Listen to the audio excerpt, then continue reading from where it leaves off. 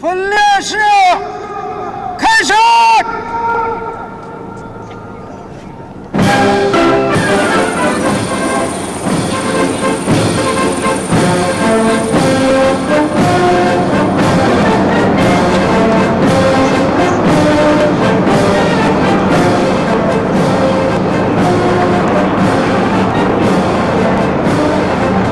就開始分列式嘅，預計會持續50幾分鐘。首先出場嘅咧就係空中護旗方隊。畫面見到啊，6架直升機護衛住國旗同埋軍旗。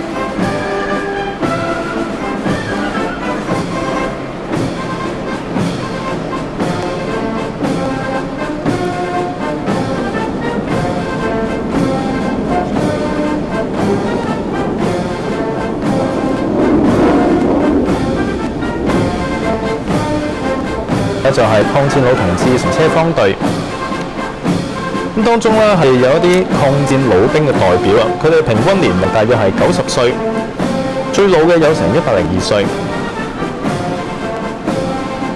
喺車上邊嘅咧，亦都係有國共兩黨嘅抗戰老兵一齊參與今次嘅閱兵儀式㗎。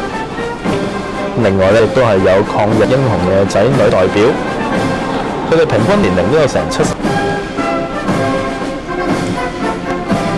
而車隊咧亦都係有一支咧就叫做抗戰之前模範乘車方隊嘅。咁佢哋嘅年齡咧亦都係平均有成88歲。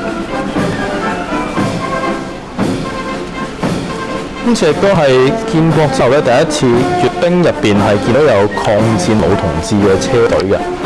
我哋問一問啊，軍情評論員阿 Tony。咁啊，其實喺呢個統戰嘅意義上邊咧，係咪有啲意義喺度咧？即係國。咁大家可以睇到，其實咧，即係以往咧一直中國咧就即係大陸方面就一直係只係強調共產黨喺贛塘嘅時期都已經係開始即係強調國民黨喺正面戰場方面嘅貢獻啊，所以今次兩岸關係發展上邊有一個好大嘅促進作用。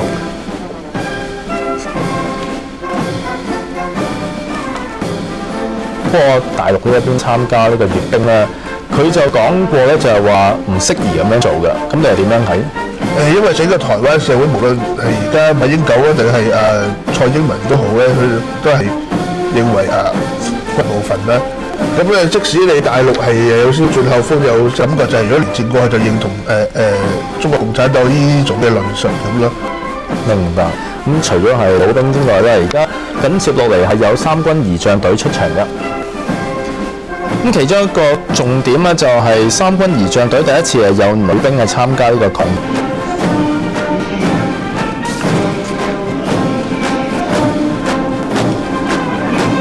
又問一問我哋嘅軍事專家杜楚琪，咁其實今次閱兵咧係即係第一次喺呢個三軍儀仗隊入邊咧係加入呢個女兵去參加啦。其實個意義係在於咩咧？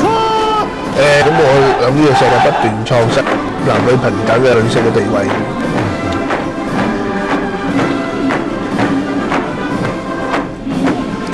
其實睇翻啲歷史啦，喺1958年嘅國慶閱兵咧，咁當時中共中央提出咗實行全民皆兵嘅思想，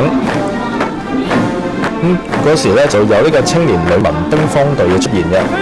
咁去到1984年嘅國慶35週年嘅閱兵度啦，咁而去到09年嘅國慶閱兵，咁就有378人，咁閱兵場。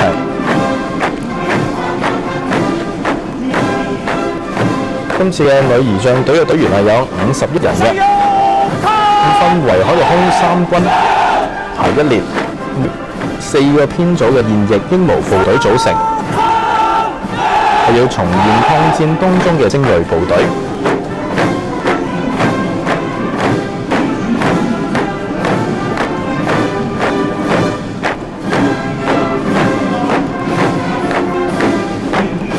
或者可以補充一下咧，其實而家你見到嗰啲部隊當然都係現役軍人，都係後生仔啦。但係其實佢嘅意思就係話，佢而家嘅部隊番號咧，其實係沿襲於八路軍啊嗰啲一直傳過嚟。當然佢而家唔會有八路軍係改編咗，但係佢前身你可以追溯到佢八路軍啊、新四軍啊。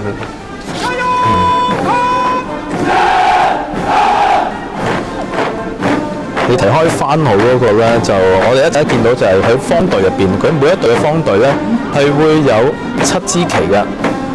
咁一支旗咧就代表住嗰個抗戰部隊嘅番號旗，咁另外咧就係一啲榮譽旗。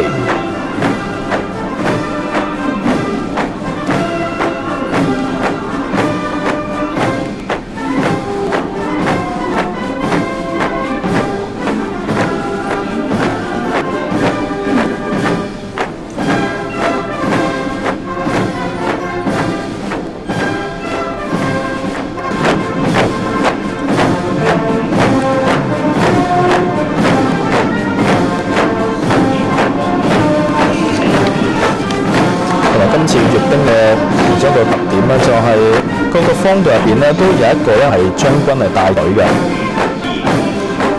最高嘅軍銜咧係達到中將，年紀最大啊。其實呢個意思係咪對於軍隊入邊咧凝聚呢個軍心係好重要咧？咁佢今次即係第一次要求即係有個將軍帶隊啦。我諗有呢個意思就係話將軍都可以一齊同前線嘅部隊兄弟去一個軍隊嘅人數30萬，你點樣睇個裁軍嘅呢個計劃咧？嗱，其實如果你睇翻咧，而家中國解放軍所有部隊咧現役人數有200，今時今日咧都裁軍都係一個趨勢嚟嘅。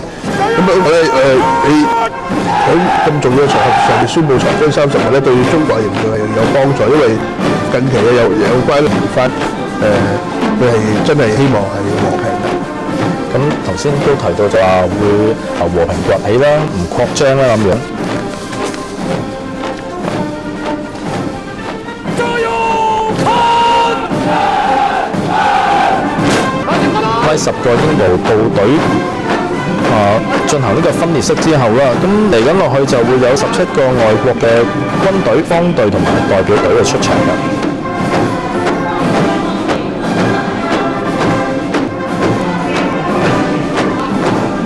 喺徒步方隊出場之後咧，就會緊接住就有裝備嘅方隊。到時嘅代表隊行過之後啦，緊接就會有白俄羅斯嘅軍隊方隊，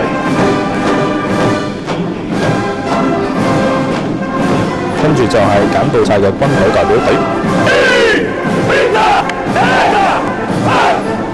佢哋出場嘅先後次序咧，就係按照住佢哋嘅國家嘅英文名字母行先嘅。